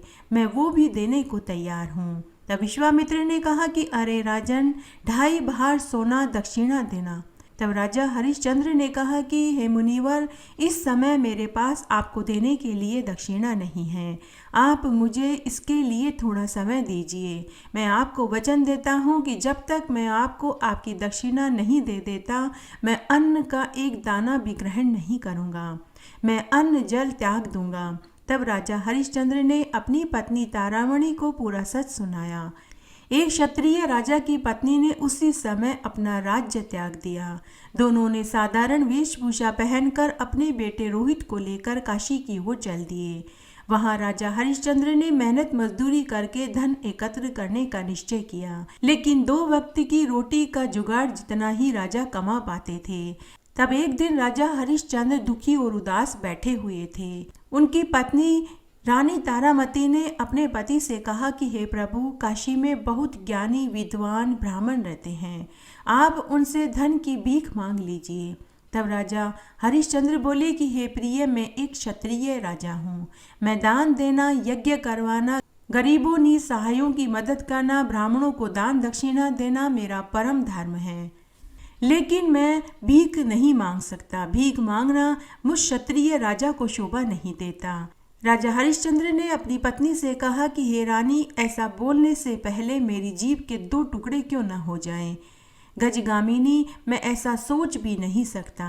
तब रानी तारामती बोली कि हे प्रभु, अब आप एक ही कार्य कीजिए। मैं आपकी संपत्ति हूँ, आप मुझे बेच दीजिए और उससे मिले धन को आप विश्वामित्र को दे दीजिए। तब राजा हरिश्चंद्र और भी दुखी हो गए। राजा अचेत हो गए। राजा ने कहा कि हे शुचिस्मते, मैं तुम्हें कैसे बेच सकता हूँ? मेरे धैर्य का बांध टूट रहा है। राजा रानी दोनों बहुत रोए। तभी रोहित ने कहा कि माँ, पिताजी, मुझे भोजन चाहिए। मुझे बहुत जोर की भूख लगी है। मेरी जीभ सूख रही है। तभी वहां विश्वामित्र आ जाते हैं। उनका क्रोध किसी यमराज से कम नहीं था। गुस्से में तिल मिलाए हुए विश्वामित्र ने राजा हरिश्चंद्र से कहा कि अरे राजन, तुम्हें मेरी दक्षिणा याद है या नहीं, या फिर तुम भूल गए हो? मुझे मेरी दक्षिणा दो या फिर अपने सत्यवादी होने का ढोंग करना बंद कर दो। तब राजा हरिश्चंद्र बोले कि हे मुनिवर, 100 अश्वमेध यज्ञ तराजू के एक पलड़े में और मेरा सत्य तराजू के दूसरे पलड़े में भी रहेगा, तभी भी मेरा सत्य का पलड़ा ही भारी होगा। मैं अपने सत्य को जुटला नहीं सकता। तब विश्वामित्र ने कहा कि अरे राजन, मुझे इन सब बातों से क्या लेना देना, तुम मेरी दक्षिणा दो। अगर तुमने मुझे मेरी दक्षिणा नहीं दी तो मैं तुम्हें शाप दे दूंगा। तब राजा हरिश्चंद्र ने कहा कि हे महात्मन, यह सत्य है कि 1 महीना पूरा हो गया है, लेकिन अभी आधा दिन शेष है। तब तक मैं आपकी दक्षिणा का बंदोबस्त कर दूंगा। तब विश्वामित्र ने कहा कि अरे राजन, ऐसा ही होना चाहिए। और ऐसा कहकर विश्वामित्र वहां से चले गए। तब रानी तारामती अपने पति से बोली कि हे स्वामी, आप मेरी प्रार्थना स्वीकार कर लीजिए। कृपा करके आप मुझे बेचकर उस धन को गुरु की दक्षिणा चुकाकर अपने सत्य व्रत के धर्म की रक्षा कीजिए। रानी के द्वारा बार बार प्रेरित करने पर राजा हरिश्चंद्र ने कहा कि हे भद्रे, मैं एक अत्यंत निष्ठुर पति और पिता कहलाऊंगा। इतिहास में सब मुझ पर थूकेंगे, मेरे पितर मुझे कोसेंगे। मैं बहुत कठोर जघन्य पाप करने जा रहा हूँ। तब रानी तारामती बोली कि आप इस धन का प्रयोग नेक काम के लिए कर रहे हैं, कोई जुआ, शराब और भोग के लिए नहीं कर रहे हैं। आज मैं आपको वचन देती हूँ कि इतिहास में आपका नाम स्वर्ण अक्षरों में लिखा जाएगा। तब राजा हरिश्चंद्र ने बड़े दुखी मन से नगर में गए और एक चबूतरे पर रानी तारामती को अपने पुत्र के सहित बैठा दिया और जोर जोर से आवाज लगाने लगे कि हे नागरिकों, हे महानुभावों, ये मेरी पत्नी है जो मुझे प्राणों से भी ज़्यादा प्यारी है, परंतु आज मैं इसे बेच रहा हूँ। कोई आए और उचित धन देकर दासी के रूप में इसे खरीद लेवे। वहाँ भीड़ एकत्र हो गई, लोग तरह तरह की बातें करने लगे। तभी वहाँ विश्वामित्र बूढ़े ब्राह्मण का वेश बना करके आए और रानी तारामती को धन देकर खरीद लिया। उसी समय उनका पुत्र रोहित जोर जोर से माँ के लिए विलाप करने लगा। तब तारामती ने बूढ़े ब्राह्मण से कहा कि हे महात्मन, आप मेरे पुत्र को भी खरीद लीजिए, मैं अपने पुत्र के बिना जीवित नहीं रह पाऊंगी। तब बूढ़े ब्राह्मण वेश में विश्वामित्र ने कुछ स्वर्ण मुद्राएं राजा हरिश्चंद्र की तरफ फेंकते हुए कहा कि मैंने तुम्हारे पुत्र रोहित को भी खरीद लिया है। तब रानी तारामती अपने पति की पदक्षिणा करके बोली कि हे स्वामी, यदि मैंने दान किए हों, यज्ञ किए हों, मेरे व्यवहार से अगर ये बूढ़े ब्राह्मण तृप्त हो जाएंगे तो उस पुण्य का फल मैं आपको देती हूँ और आप पुनः राजा बने, मैं आपको वापस पति रूप में पाऊं, यही मेरी प्रार्थना है। इस तरह दिन बीतने लगे। रानी तारामती अपने पुत्र के साथ बूढ़े ब्राह्मण के घर सेवा करने लगी। उधर राजा हरिश्चंद्र धन लेकर विश्वामित्र के आश्रम में गए और बोले कि हे महात्मन, मैं आपकी दक्षिणा लेकर आया हूँ, आप इसे स्वीकार करें। तब विश्वामित्र ने कहा कि अरे राजेंद्र, कहाँ से मिला तुम्हें इतना धन? क्योंकि यह धन एक राजसूय यज्ञ में प्रयोग किया जाएगा। इसमें चोरी किया हुआ धन, दूषित धन प्रयोग में नहीं ले सकते। स्पष्ट बताओ कि तुम ये धन कहाँ से लाए हो। तब राजा हरिश्चंद्र ने कहा कि हे महात्मन, यह धन न तो चोरी का है, न ही मैंने किसी से चुराया है। मैंने अपनी परम साध्वी देवी जैसी स्त्री को 1 करोड़ स्वर्ण मुद्राओं में एक ब्राह्मण को बेच दिया है और मेरे पुत्र को बेचने पर मुझे 10 करोड़ स्वर्ण मुद्राएं मिली है।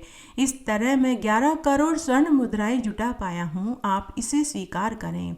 तब विश्वामित्र बोले कि अरे मूर्ख राजा, क्या केवल 11 करोड़ स्वर्ण मुद्राएं मेरी दक्षिणा हो सकती है? अरे नीच राजन, मैं अपनी शक्ति का परिचय अभी तुझे देता हूँ, मैं तुझे शाप देता हूँ। तभी राजा हरिश्चंद्र बोले कि हे ब्राह्मण, रुक जाइए, मैं और धन की व्यवस्था करता हूँ। मैंने अपनी पत्नी और पुत्र को ही बेचा है, अभी मैंने स्वयं को नहीं बेचा है।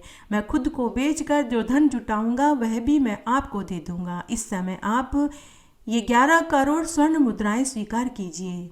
तब राजा हरिश्चंद्र ने अपने आप को एक चांडाल को बेच दिया और चांडाल ने विश्वामित्र को सोना, मणि, मोतियों से युक्त रत्न, हीरे आभूषण दिए और उन्होंने उसे स्वीकार कर लिया। तभी वहां आकाशवाणी हुई कि हे राजन हरिश्चंद्र, आप दक्षिणा देकर ऋण से मुक्त हो गए हो। तब राजा हरिश्चंद्र के सिर पर आकाश से फूलों की बरसात होने लगी। राजा हरिश्चंद्र को चांडाल ने अपना दास बना लिया। अब राजा हरिश्चंद्र शमशान में रहने लगे और चांडाल की आज्ञा का पालन करने लगे। चांडाल ने राजा हरिश्चंद्र को आज्ञा दी कि किसी भी लाश को जलाने से पहले तुम्हें कर लेना तुम्हारा धर्म है, बिना कर लिए लाश नहीं जलाना है। राजा को शमशान में पहले दिन बहुत दुर्गंध आई। उनका मन अजीब भय से कांप उठा, लेकिन कुछ ही दिनों में उनको आदत पड़ गई। राजा एक ही वस्त्र पहने रहते थे। उनके शरीर से भी दुर्गंध आने लगी। हाथ पैर मुंह पर चिता की राख चढ़ने लगी। मुर्दों को जलाने में व्यस्त हो गए। भूख प्यास उनकी शांत हो गई। न दिन में सोना न रात में। 12 महीने 100 वर्ष के समान लगने लगे। पत्नी और बच्चे की याद धूमिल हो गई। फिर एक दिन रोहित बगीचे में खेल रहा था। सर्पदंश से उसकी मृत्यु हो गई। जब तारामती को पता चला तो हृदय विदारक विलाप करने लगी, लेकिन अंतिम क्रिया तो करनी ही थी। बूढ़े ब्राह्मण से अनुमति लेकर पुत्र को सीने से लगाकर उसी शमशान में पहुंच गई। शमशान के चांडाल ने कहा कि अंतिम क्रिया करने के लिए तुम्हें कर चुकाना पड़ेगा। तारामती चुप हो गई और आंसू बहाती हुई कहने लगी कि मेरे पास कर देने के लिए पैसे नहीं हैं। तारामती इस बात से अनजान थी कि चांडाल ही उसका पति है, और चांडाल वेश में राजा हरिश्चंद्र भी इस बात से अनजान थे कि शव को जलाने आई स्त्री उसकी पत्नी और वह बच्चे जो शव के रूप में है वह उनका बेटा रोहित है। राजा हरिश्चंद्र उन्हें पहचान नहीं सके। तब चांडाल बोला कि हे देवी, यदि तुम्हारे पास कर चुकाने के लिए पैसे नहीं है तो तुम अपना मंगलसूत्र क्यों नहीं बेच देती। रानी तारामती को एक वरदान मिला हुआ था कि उनके मंगलसूत्र को उनके पति के अलावा और कोई देख नहीं सकता था। जैसे ही चांडाल वेश में राजा हरिश्चंद्र ने ऐसा कहा तो रानी तारामती अपने पति को पहचान लेती है। रानी तारामती अपने पति के चरणों में गिर पड़ी और बोली कि हे देव, हमारे पुत्र रोहित को सांप ने डस लिया है। हमारे पुत्र की मृत्यु हो गई है। राजा हरिश्चंद्र का मन अंदर ही अंदर रुदन करने लगा, लेकिन उस समय राजा हरिश्चंद्र चांडाल के दास थे तो उन्होंने कहा कि हे कल्याणी, तुम जो कोई भी हो, अंतिम क्रिया तभी होगी जब तुम कर चुकाओगी। तब रानी तारामती बोली कि आप इतने निष्ठुर कब से हो गए? आपका पुत्र यहाँ मरा पड़ा है और आप कर मांग रहे हो। राजा ने कहा कि हे देवी, मैं यहाँ का नौकर हूँ। मुझे आज्ञा दी गई है कि लाश को जलाने से पहले मैं कर लूँ, इसलिए हे देवी, तुम्हें कर तो चुकाना ही पड़ेगा। कर चुकाए बिना मैं अंतिम क्रिया नहीं कर सकता। तब रानी तारामती ने अपनी साड़ी के 2 फाड़ किए। एक टुकड़े से उन्होंने अपना तन ढका तो दूसरे टुकड़े से पुत्र का कफन बनाकर कर के रूप में दिया। यह हृदय विदारक दृश्य देखकर स्वर्ग से सभी देवता फूलों की बरसात करने लगे और सभी देवता और विश्वामित्र वहां उपस्थित हो गए। सभी ने राजा हरिश्चंद्र से कहा कि हे राजन, हम तुम्हारी परीक्षा ले रहे थे। हम आपके कार्य से प्रसन्न हुए। हे राजन, हम आपको आपका राज्य वैभव सब दे रहे हैं। हे राजन, आपका राज्य आपका वैभव सब आपको पुनः मिल रहा है। आप अपने राज्य का कार्यभार अपने पुत्र रोहित को सौंपकर हमारे साथ स्वर्ग में चलिए। तब राजा हरिश्चंद्र ने कहा कि हे देव, मैं आपके साथ कैसे चल सकता हूँ? मैं अभी भी चांडाल का सेवक हूँ। तब सभी देवताओं ने कहा कि वह चांडाल और कोई नहीं, स्वयं यमराज हैं। तब राजा हरिश्चंद्र ने कहा कि मैं एक राजा होने के नाते अपनी प्रजा को छोड़कर स्वर्ग में कैसे चल सकता हूँ। तब सभी देवताओं ने कहा कि मनुष्य के कर्म ही निर्धारित करते हैं कि उन्हें मरने के बाद स्वर्ग मिलेगा या नरक। तब राजा हरिश्चंद्र ने देवताओं से कहा कि हे देवों, अगर ऐसा है तो मैं अपना पुण्य धर्म मैं अपनी पूरी प्रजा को देता हूँ और मैं नरक स्वीकार करता हूँ। आप मेरी प्रजा को स्वर्ग का वास दे दीजिए। राजा का ऐसा उत्तर सुनकर सभी देवताओं को अपार प्रसन्नता हुई और वे बोले कि हे राजन, आप अपनी पत्नी, पुत्र व नगर वासियों के साथ भाद्वा माह के कृष्ण पक्ष की अजा एकादशी का व्रत पूरे विधि विधान से करो और रात्रि जागरण में समय बिताओ। आपके साथ आपकी प्रजा को भी मरने के बाद स्वर्ग ही मिलेगा। उसके बाद सभी देवता अंतर्ध्यान हो गए और राजा हरिश्चंद्र अपनी पत्नी और पुत्र रोहित के साथ वापस अपने राज्य में आ गए। उसके बाद जब भादवा माह के कृष्ण पक्ष की अजा एकादशी आई तो राजा हरिश्चंद्र ने अपनी पत्नी, पुत्र और पूरी प्रजा के साथ भादवा माह के कृष्ण पक्ष की अजा एकादशी का व्रत पूरे विधि विधान से किया और रात्रि में जागरण किया, जिससे वे सभी इस जीवन के समस्त सुखों को भोग कर मरने के बाद सभी को स्वर्ग का वास मिला। राजा हरिश्चंद्र की इस कथा का श्रवण करने से पुत्र चाहने वाले को पुत्र, धन चाहने वाले को धन, स्वर्ग चाहने वाले को स्वर्ग, कुंवारों को मनपसंद जीवन साथी प्राप्त होता है और मोक्ष चाहने वाले को मोक्ष मिलता है। घटती हो तो पूरी हो तो परवान चढ़े, भूले बिसरे नाम तेरे भंडार में भरे। अब हम भादवा मास के शुक्ल पक्ष की वामन एकादशी की कथा सुनेंगे। वामन एकादशी को अनेक नामों से जाना जाता है। परिवर्तनी एकादशी, पद्मा एकादशी, जयंती एकादशी, हरिवासर एकादशी, अनेक नामों से जाना जाता है। इस एकादशी का व्रत करने मात्र से वाजपेय यज्ञ करने जितना फल प्राप्त होता है। पापियों के पाप को नाश करने वाला मात्र यही एक उपाय है। शास्त्रों में वर्णित है कि जो मनुष्य इस एकादशी में भगवान विष्णु के वामन रूप की पूजा करते हैं वे तीनों लोकों में कोटि देवताओं द्वारा पूजनीय होते हैं। आइए अब हम वामन एकादशी की कहानी सुनते हैं। एक बार दैत्यों और देवताओं में घोर युद्ध हुआ। तब देवताओं द्वारा मारे गए दैत्य उनके गुरु शुक्राचार्य अपनी संजीवनी बूटी से पुनः जीवित कर देते थे। शुक्राचार्य जी दैत्यों के गुरु थे। वे अपने राजा बलि के लिए एक यज्ञ का आयोजन कर रहे थे ताकि अग्नि से दिव्य बाण और अभेद कवच पा सके। जिसके बाद दैत्य सेना ने अमरावती पर आक्रमण कर दिया। असुर सेना को आता हुआ देखकर इंद्र आदि देवता समझ गए कि इस बार दैत्यों की सेना से सामना नहीं कर पाएंगे, तो देव अपने लोक को छोड़कर इधर उधर भाग गए। इस तरह स्वर्ग पर दैत्यों का शासन हो गया। उसके बाद दैत्यों के गुरु शुक्राचार्य जी ने राजा बलि के लिए अटल अजर राज्य के लिए 100 अश्वमेध यज्ञ का आयोजन करने लगे। अगर ऐसा यज्ञ पूरा हो जाता तो राजा बलि व दैत्य सेना का स्वर्ग से निकाल पाना बहुत मुश्किल हो जाता। इसलिए इंद्र सभी देवताओं को साथ लेकर विष्णु भगवान के पास मदद मांगने के लिए गए। तब भगवान विष्णु ने सभी देवताओं को आश्वासन दिया कि तुम सब अपने अपने लोक पर पुनः जाओ। तब भगवान विष्णु ने वामन रूप में अदिति के गर्भ से उत्पन्न होने का वचन दिया। इधर महर्षि कश्यप के कहने पर अदिति पयोव्रत धारण करती है, जो पुत्र प्राप्ति के लिए किया जाता है।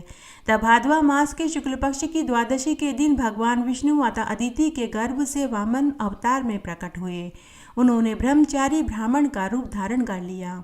तब महर्षि कश्यप ने उनका उपनयन संस्कार किया।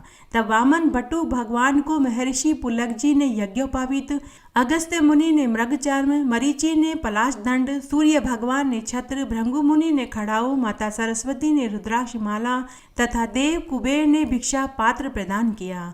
तब भगवान वामन ने अपने पिता कश्यप ऋषि से आज्ञा लेकर राजा बलि के पास पहुंच गए। उस समय राजा बलि नर्मदा नदी के तट पर अपना 99 अश्वमेध यज्ञ कर रहे थे। वामन अवतार में भगवान विष्णु राजा बलि के पास दान लेने के लिए पहुंच गए। उस समय राजा बलि सभी पंडितों, साधु महात्माओं को उनकी मन इच्छित वस्तु दान में दे रहे थे। पंक्ति के सबसे अंत में वामन भगवान खड़े थे। तब जब वामन भगवान का नंबर आया तो राजा बलि ने उनसे पूछा कि हे देव, बताइए आपको दान में मैं क्या दूं? 1000 गायें, स्वर्ण मुद्राएं, हाथी, घोड़े, ऊंट, जो भी आप दान मांगेंगे मैं आपको वही दान दूंगा। तब वहीं खड़े उनके गुरु शुक्राचार्य जी ने राजा बलि को एकांत में ले जाकर कहा कि हे राजन, ये वामन वेशधारी स्वयं भगवान विष्णु हैं। तुम इन्हें इनकी इच्छित वस्तु दान में देने का वचन मत देना। यह तुम्हारे यज्ञ को विफल करने के लिए आए हैं। तब राजा बलि अपने गुरु शुक्राचार्य जी से बोले कि हे गुरुवर, मेरे ईश्वर आज मेरे द्वार पर दान मांगने आए हैं। आज मैं उनको दान जरूर दूंगा, क्योंकि राजा बलि भगवान विष्णु के परम भक्त थे। तब राजा ने वामन रूपधारी भगवान विष्णु से बोले कि हे देव, आप बताइए मैं आपको क्या दान में दूं? तब वामन वेशधारी भगवान विष्णु बोले कि हे राजन, मुझे 3 पग भूमि दान में चाहिए। राजा बलि मनी मन सोचने लगे कि यह ब्राह्मण वामन रूप का है, कितनी जमीन ले पाएंगे। तब राजा बलि बोले कि हे ब्राह्मण, 3 पग भूमि ही आप दान में क्यों लेना चाहते हैं? मैं आपको 100 गांव दान में देना चाहता हूँ। तब वामन भगवान मुस्कुराते हुए बोले कि नहीं राजन, मुझे सिर्फ 3 पग भूमि ही दान में चाहिए। तब राजा बलि ने वामन भगवान को 3 पग भूमि दान में देने का वचन दे दिया। तब वामन भगवान ने उसी समय विराट रूप धारण कर लिया। भूलोक में पैर, भूलोक में जंघा, स्वर्गलोक में कमर, महलोक में पेट, जनलोक में हृदय, तपलोक में कंठ, सत्यलोक में मुख रखकर खड़े हो गए। तब वामन भगवान का विराट रूप प्रकट हो गया। तब वामन भगवान ने एक पग में सभी लोग, स्वर्ग, आकाश, पाताल नाप लिया और दूसरे पग में पृथ्वी नाप ली। तीसरा पग रखने के लिए जमीन नहीं बची। तो वामन भगवान राजा बलि से पूछने लगे कि हे राजन, अब बताओ मैं अपना तीसरा पग कहाँ रखूं। तब राजा बलि ने अपना सिर नीचे कर दिया।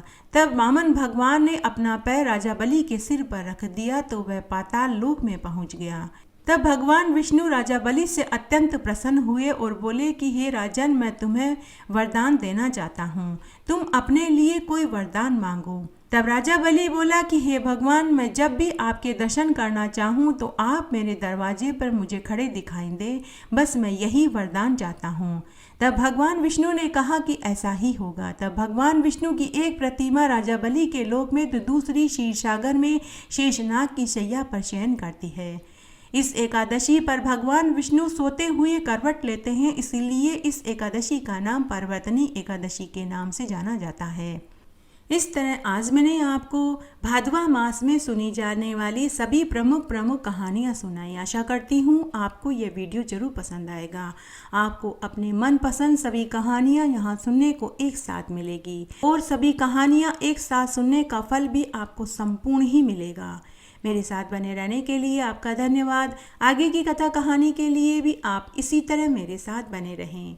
धन्यवाद।